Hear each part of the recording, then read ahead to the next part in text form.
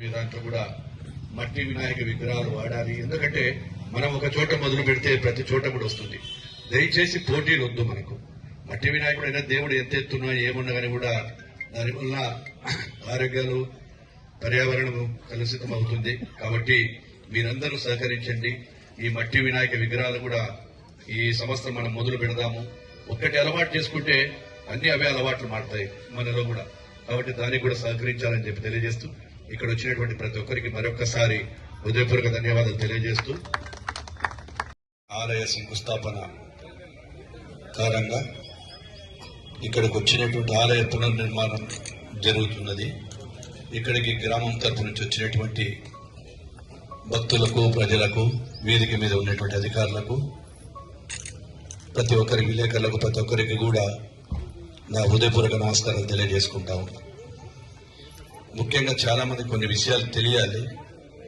ఈరోజు గతంలోనే శ్రీ వాణి ట్రస్ట్ మొత్తం కింద 1,85,00,000 రూపాయలు గర్భాలయము, అర్ధ మండపానికి మాత్రము డబ్బులు శాంక్షన్ చేసి శ్రీ వాణి కాంట్రిబ్యూట్ వాళ్ళ తరఫున శ్రీ వాణి ట్రస్ట్ తరఫున శాంక్షన్ చేయబడింది. దానికి కానీ కాంట్రిబ్యూషన్ కు 27,50,000 రూపాయలు ఇక్కడికి వచ్చినటువంటి దాతలు, భక్తులు మీ అందరూ ఇచ్చినటువంటి ఆ దాతల వలన 27,50,000 రూపాయలు ఆ యొక్క శ్రీవాణి ట్రస్ట్ ఇవ్వడంతో 1,85,00,000 రూపాయలు ఇవ్వడం జరిగింది.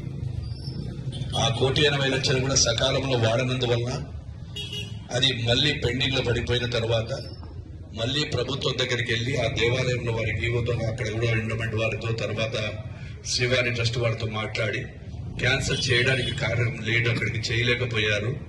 ఏది ఏమైనా మా పట్టణానికి అవసరం ఉంది. ఎవరు చేసినా కానీ కూడా వారు చేసినటువంటి ఆ యొక్క డబ్బు వృధా కాకూడదని చెప్పి రిక్వెస్ట్ చేసి వారిని మళ్ళీ కాంట్రాక్టర్ని కూడా ఒప్పించి ఆ కాంట్రాక్టర్ని మళ్ళా పునర్ముగా మళ్ళీ రాకుండా ఆ కాంట్రాక్టర్ని కంటిన్యూ చేయమని చెప్పి మళ్ళీ అగ్రిమెంట్ చేస్తే కాలం చాలా టైం పడుతుంది. మీరందరూ కూడా సుఖ సంతోషాల్లో ఉండాలని చెప్పి, ఎందుకంటే దేవుడి ఆశీస్సులు లేకుండా ఎవరు కూడా మనగడ సాగించలేము. ఆ దేవుడి మనగడ ఉంటేనే నిత్యం ఏదైనా సుఖ సంతోషాలతో కానీ ఇవన్నీ కూడా ఉండగలుగుతామని కూడా నేను తెలియజేస్తా ఉన్నా.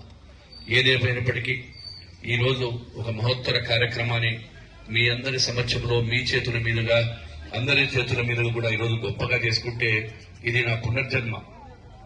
అందరికీ అవకాశం రాదు, చాలా మందికి అవకాశాలు ఉంటాయి కానీ రావు.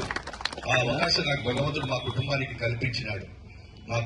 కల్పించాడు.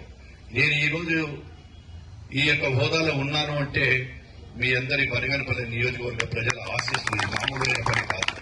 మీ అందరి ఆశీస్సులతోనే మరొకసారి కూడా నేను రెండోసారి గెలవడం, ఆ వెంకటేశ్వర స్వామి ఆశీస్సులు, అటు నారా చంద్రబాబు నాయుడు గారి ఆశీస్సులు, లోకేష్ బాబు, కూటమి వారు, వాళ్ళందరూ కూడా నాకు ఒక ఉన్నతమైనటువంటి పదవి ఇచ్చారు. అది రోడ్డు భవనాల శాఖ పదవిని ఇచ్చారు. ఈ రోజు అందరూ కూడా గర్వంగా నేను చెప్పుకోవడానికి రోడ్డు భవనాలకు ఇన్ఫ్రాస్ట్రక్చర్ ఎన్నో కార్పొరేషన్లు ఇచ్చారు. ఎంతో మంది సత్సంబంధాలు ఉన్నాయి.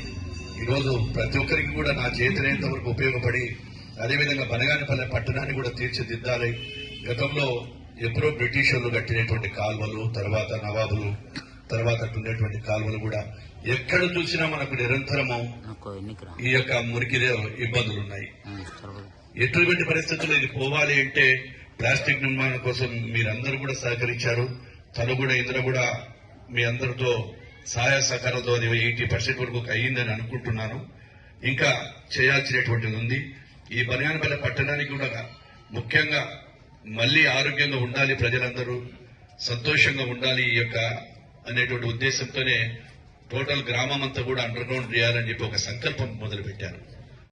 ఏదైతే ముఖమండపము, 3 అంతస్తుల రాజగృహము, గ్రానైట్ ఫ్లోరింగ్, వాటికి గాను 3,10,00,000 రూపాయలు శాంక్షన్ చేశారు. జీవో కూడా ఇచ్చారు.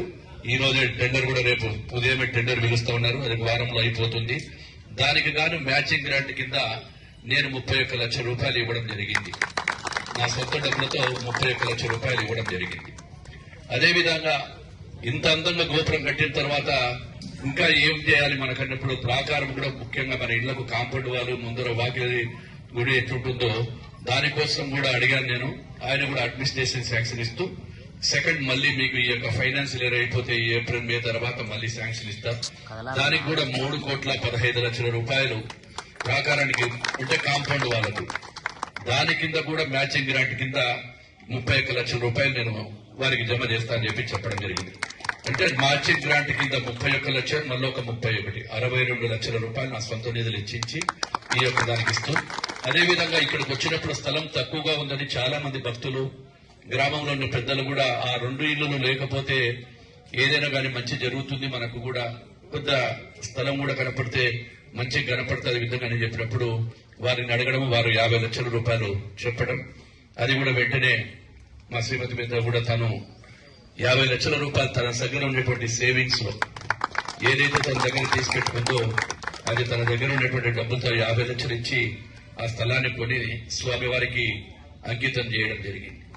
ఏదైనా ఈ యొక్క గ్రామంలో ప్రజలు మీ అందరి సహాయ సహకారాలతో ఆ వెంకటేశ్వర స్వామిని ఆలయాన్ని మనం అందరం కూడా కలిసి నిర్మించుకుంటున్నాము.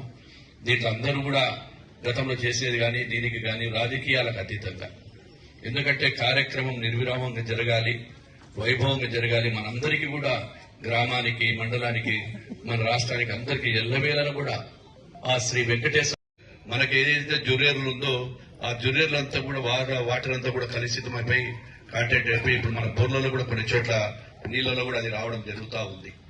అది లేకుండా జుర్రేలు ఒక చుక్క నీరు కూడా కలవకుండా ఇటు కొండపేటది కానీ అటు మన కస్బాపేట, అటు నుంచి బాలముక్కలు కావచ్చు, బనగానిపల్లె కావచ్చు, వాటన్నిటి నీళ్లను కూడా ఎక్కడ కూడా దాంట్లో కలుషితం కాకుండా అండర్ గ్రౌండ్ డ్రైన్ కూడా మొదలు పెట్టాము. దానికి కూడా దాదాపుగా 12 కోట్ల రూపాయల వరకు ఖర్చు అవుతా ఉంది. ఇంకా వ్యయం పెరగవచ్చు. అది 12 కోట్లు ఇక్కడ కూడా కలపకుండా బ్రహ్మగారి మఠం వరకు ఇక్కడ అండర్ గ్రౌండ్ లోనే పోవాలి అనేటువంటి తీసుకుంటా ఉన్నాము. అదేవిధంగా సీసీ రోడ్లు వేస్తా ఉన్నాము. అదేవిధంగా మైనార్టీ సోదరుల కోసం ఒక కళ్యాణ మండపం కడతా ఉన్నాము. ఇంకా అనేకమైన కార్యక్రమాలు చేయాలనేటువంటి వాకింగ్ ట్రాక్ ఇవన్నీ కూడా ఆలోచనలో ఉన్నాయి.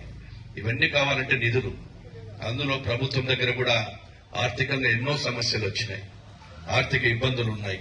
అయినప్పటికీ ఏదైనా ఒక కార్యము బలంతో, సంకల్ప బలంతో మొదలు పెడితే సంకల్పం ఆ భగవంతుడే నెరవేరుస్తాడు, ఆ భగవంతుడే ముందుకు నడిపిస్తాడు అనేటువంటిది కొద్దిగా మండిగానే పోతున్నాను. ఇప్పుడు కూడా డబ్బు నిధులు లేకపోయినా ఏదో విధంగా శాంక్షన్స్ తెచ్చున్నాం, కానీ ఆ బిల్లులు ఎప్పుడు వచ్చినా కానీ కూడా కొంతమంది కాంట్రాక్టర్లు కూడా సహకరిస్తున్నారు. అదేవిధంగా ఇక్కడ కాంట్రాక్టర్ కూడా చెప్పాను నేను, ఆయన కూడా వచ్చి ముందుకన్నా నేను చేస్తాను, మీకేమి ఇబ్బంది లేదు సార్, మీ టయానికి నేను చేసి ఇస్తానని చెప్పి మంచి కాంట్రాక్టర్ కూడా వారికి పేరుంది. వారికి కూడా నేను ఒకటే కోరుతున్నా, మా భక్తులు, మా బనగానపల్లి ప్రజల కోరిక త్వరలోనే తీర్చి ఇవన్నీ కూడా చేయాలని కోరుకుంటూ, ఇక్కడికి వచ్చినప్పుడు మీరు పిలవంగానే వచ్చినటువంటి ప్రతి ఒక్కరికి కూడా హృదయపూర్వక ధన్యవాదాలు తెలియజేస్తూ